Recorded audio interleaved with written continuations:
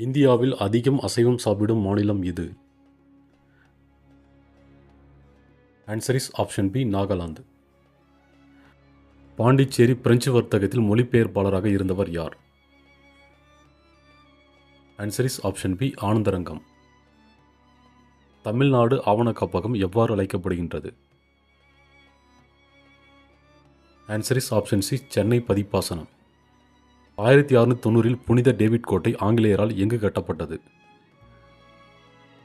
Answer is option C Cuddalore.